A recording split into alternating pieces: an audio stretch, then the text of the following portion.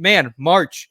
This is usually not a month we think of a lot of good movie, TV, or music releases coming out, but I thought, actually some pleasant surprises here in the month of March, which it's getting a little nicer out, so not as much time to do some binging or to do some movie watching, but still some good stuff coming out here.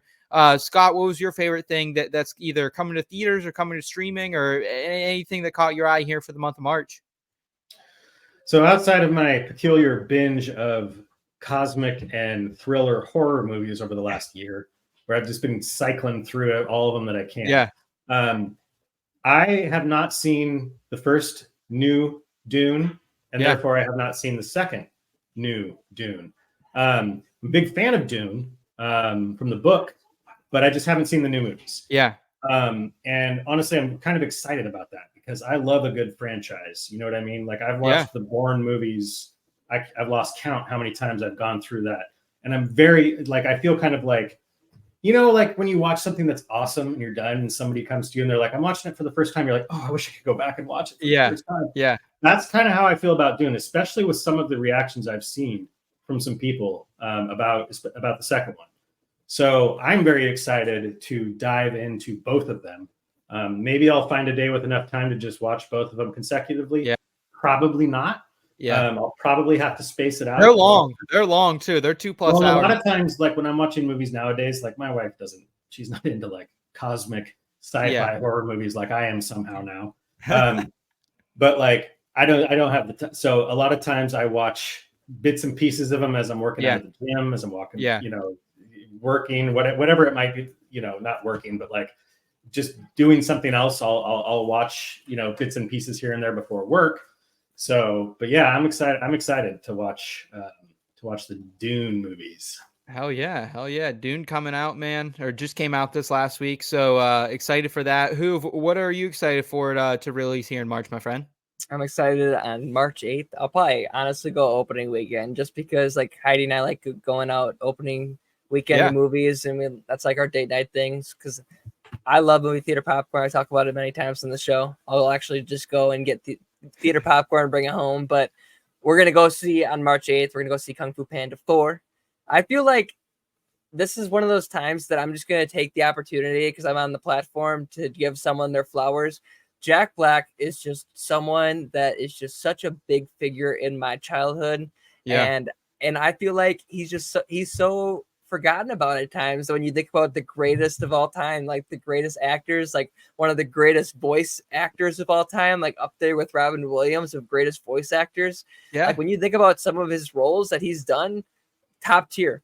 So Jack Black, like, of course I'm going to be there opening weekend. Like I just caught myself randomly, like one weekend when football wasn't on, I was scrolling through the channels on Hulu and I'm like, Kung Fu Panda, like I haven't seen the show in so long, and I ended up just like sitting there like watching too long, and Heidi's like, all right, come on babe, we gotta go. And I'm like, okay, let me just finish this scene, okay? Like I'm a 24-year-old man, I should not be like pushing her aside, not pushing her aside, but you know what I mean, pushing the schedule aside for Kung Fu Panda. But here I am because Jack Black's a GOAT. So dude, you're right, man. Like he's one of the most underrated and most talented entertainers of my life. You know what I mean? Like all around. Tenacious D. You're right. He's still somehow underrated. I mean, so good. Yeah, he's it's like he's one of those guys where like when I hear his voice, whether it's in a movie or as a voice actor, I just feel comfortable and good. You know what I mean? Yeah. Like I know I'm probably gonna laugh pretty soon. And like, it's just, good call.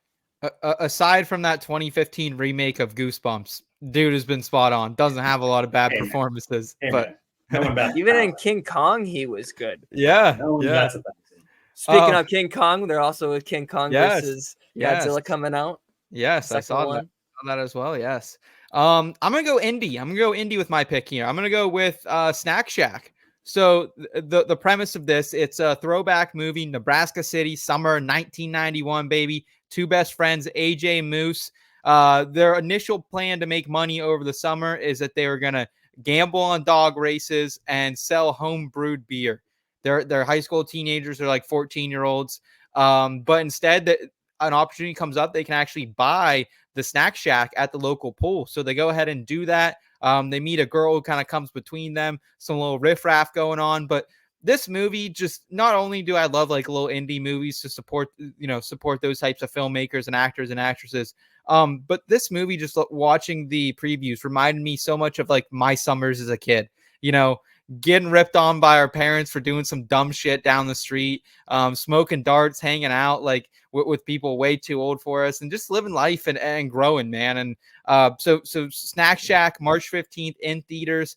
I think it will also be on Paramount Plus later this month as well. So if you don't want to see it in theaters, you can see it there most likely later this month. But Snack Shack, guys, I'm looking forward to it, man. Like, I love that type of shit, just good, like, coming of age type movie for young folks. I love me some nostalgia, man. There's Yes. a song on Lil Dicky's new album that's all about his trials and tribulations, like Going Gray. Is it Going Gray? Is that the song? It's the one where it's about all his issues with like girls in middle school and high school, and like, okay, just because he and I are similar ages, so like Harrison Ave, maybe Harrison especially Ave. Especially the music video for it. I was just like, that was my growing up. Yeah, nostalgia is important, man. It is.